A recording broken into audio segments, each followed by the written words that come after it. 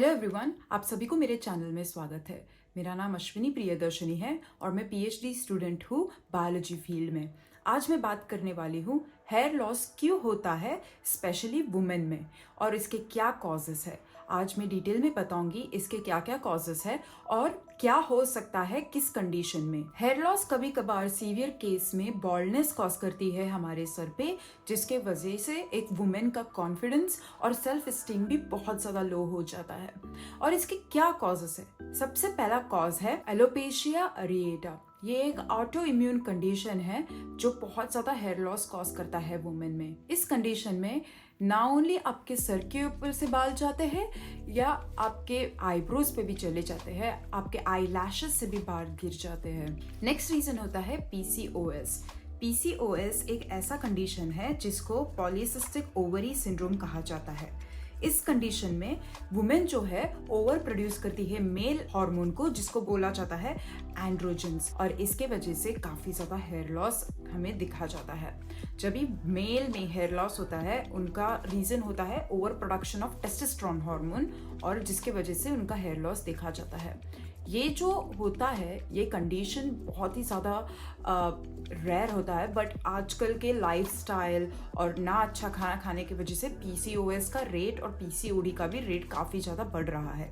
Next होता है menopause. Menopause में क्या होता है कि जब भी एक वुमेन अपने 40s 50s में आ जाती है तभी उनका मेंस्ट्रुअल साइकिल स्टॉप हो जाता है, जिसके वजह से आपके जो बॉडी में हार्मोन होता है एस्ट्रोजन, उसका रेगुलेशन थोड़ा कम हो जाता है। जब भी एस्ट्रोजन का हार्मोन लेवल्स कम हो जाता है ये आपके हेयर फॉलिकल्स को डिस्टर्ब करता है और इसके वजह से थिनिंग, हेयर लॉस या तो फिर आपका जो हेयर लेंथ है वो भी कम होना स्टार्ट हो जाता है, जिसकी वजह से आपका जो हेयर फॉलिकल है वो बहुत ज़्यादा थिन हो जाता है, हेयर फॉल होना स्टार्ट हो जाता है, और इसके अलावा हेयर ग्रोथ जो होता है वो भी बहुत ज़्यादा कम हो जाता है। नेक्स्ट होता है एंड्रोजेनेटिक एलोपेशिया।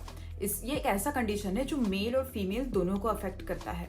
ये आपके हेड में बॉल्डनिंग दिखाई देता है because of the male hormone that is androgen, और ये मेल्स और फीमेल्स दोनों में देखा जाता है। और ये बहुत बड़ा रीजन होता है क्योंकि एंड्रोजन जो है आपके हेयर फॉलिकल्स को अफेक्ट करता है और हेयर फॉलिकल्स स्लोली डिमिनिश हो जाते हैं उस एरिया से, जिसकी वजह से हेयर फॉल होने के बहुत ज्यादा चांसेस होते हैं। देन आता है एनवायरमेंट एंड लाइफस्टाइल चेंजेस। ये काफी ज्यादा ऑब्जर्व हुआ जाता है अभी के लाइफस्टाइल में।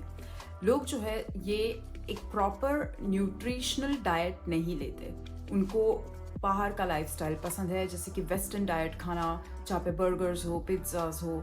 आपको ये सब खाने से कोई हेल्दी न्यूट्रिशन नहीं मिलता है, जिसके वजह से आपका हेयर फॉलिकल्स थिन हो जाते हैं और जिसके वजह से हेयर फॉल देखा जाता है।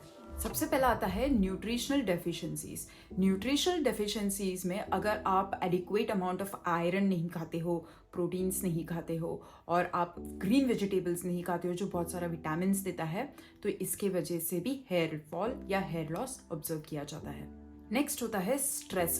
काम पे बहुत ज्यादा स्ट्रेस लेने से आपको एक कंडीशन होता है टेलोजन एफिलुवियम। एक ऐसा कंडीशन होता है जहाँ आपके जो हेयर फॉलिकल्स है वो रेस्ट फेज में चले जाते हैं और फिर बाद में हेयर फॉलिकल्स का लॉस हो जाता है। देन आता है मेडिकेशंस, जैसे कि कैंसर ट्रीटमेंट के लिए जो कीमोथेरेपी यूज किया जाता है, इसके वजह से भी काफी ज्यादा हेयर लॉस होने के चांसेस हाई हो जाते हैं।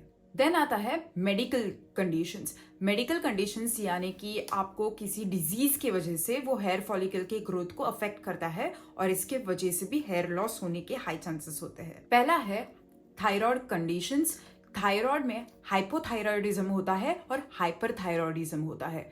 हाइपोथायराइडिज्म में आपके हेयर फॉलिकल्स बहुत ज्यादा थिन हो जाते हैं, वेराज हाइपरथायराइडिज्म में आपके जो हेयर फॉलिकल्स है वो लॉस हो जाते हैं और बॉल्ड पैचेस आना स्टार्ट हो जाता है। देन होता है हार्मोनल चेंजेस। जब आप प्रेग्नेंट हो जाते हो या बर्थ गिविंग टाइम पास आ जाता है तो इसके वजह से आपके जो एस्ट्रोजन हार्मोन्स है वो up and down regulation start हो जाता है, जिसकी वजह से टेम्पररी हेयर लॉस ऑब्जर्व किया जाता है। नेक्स्ट होता है रिंग वर्म कंडीशन। ये एक ऐसा फंगल कंडीशन है जहाँ पे रिंग वर्म जैसे स्मॉल माइक्रो ऑर्गेनिज्म आपके हेयर फॉलिकल में ग्रो होना स्टार्ट हो जाते हैं, जिसकी वजह से हेयर लॉस होता है। ये जो रिंग वर्म होते हैं इनको बोला जाता है टेनिया कैपिटिस। ये जो चीज़ है ये काफ़ी रेयरली होता है, बट इसके वजह से भी हेयर लॉस होने के चांसेस हाई है क्योंकि ये आपके जो हेयर फॉलिकल है उसके अंदर चले जाके उधर सेबेशियस ग्लैंड में रहना स्टार्ट करता है। और इसके अलावा अदर फैक्टर्स होते हैं जैसे कि हेयर केयर प्रोडक्ट। आप अगर अपने बालों को टाइटली बांधते हो तो इसके वजह से भी हेयर लॉस हो जाता है, क्योंकि आपके हेयर फॉलिकल पे बहुत ज़्यादा स्ट्रेस आ जाता है। टाइटली बाल बांधने से, हाई पोनी बांधने से और बालों को एकदम टाइट रखने से इसकी वजह से भी हेयर लॉस होता है। इवन आप कैप कॉन्स्टेंटली लगाते हो यूवी रेडिएशन से प्रोटेक्शन पाने के लिए, पर आपका कैप भी काफ़ी ज़्यादा टाइट रहेगा तो इसके वजह से भी हेयर लॉस हो सकता है। हेयर स्टाइलिंग प्रोडक्ट जैसे कि हेयर स्प्रे, सेटिंग स्प्रे, या तो फिर आप अपने बालों को टाइटली जस्ट फिक्स करने के लिए हेयर वैक्स लगाना, इससे भी हेयर फॉलिकल्स को डैमेज हो सकता है। काफ़ी ज़्यादा हेयर स्टाइलिंग प्रोडक्ट्स यूज़ करने से जैसे कि स्ट्रेटनिंग या तो फिर curling of the hair constantly, तो इसके हीट के वजह से भी हेयर फॉलिकल थिन हो जाते हैं। नेक्स्ट होता है इन्फेक्शन। अगर कोई बैक्टीरियल या फंगल इन्फेक्शन हुआ है इसके वजह से भी हेयर फॉलिकल्स को बहुत ज़्यादा डैमेज हो जाता है और इसके वजह से हेयर फॉल होना ज़्यादा होता है। जैसे मैंने पहले मेंशन किया था, फंगल इन्फेक्शन की वजह से भी हो जाता है, पर वो बहुत रेयर केसेस होता है। ये बहुत कम ऑब्जर्व किया जाता है लोगों में, बट ये सब थे कॉजेस जिसकी वजह से हेयर फॉल कम हो जाता है या हेयर लॉस हो जाता है। अगर आपको कोई क्वेश्चंस है रिगार्डिंग हेयर फॉल या हेयर फॉलिकल्स के बारे में, आप प्लीज़ कमेंट सेक्शन में आपके क्वेश्चंस लिखिएगा, मैं उसके बारे में वीडियो ज़रूर बनाऊंगी। अगर आपको जानना है कि हेयर फॉल का ट्रीटमेंट कैसे किया जाए तो आप ज़रूर मेरे नेक्स्ट वीडियो के लिए वेट करिएगा, क्योंकि वो इस बारे में होने वाला है। अगर आपको मेरा वीडियो अच्छा लगता है तो आप प्लीज़ ये वीडियो को अपने दोस्तों के साथ शेयर करिए, मेरे चैनल को सब्सक्राइब कीजिए और बेल आइकॉन को भी दबा दीजिए ताकि आप अपडेट रहे मेरे जो भी नए वीडियोस आते हैं उसके बारे में। थैंक यू वेरी मच मेरे वीडियो को देखने के लिए और मैं आपको जल्द मिलूंगी नए वीडियो के साथ। So take care, bye.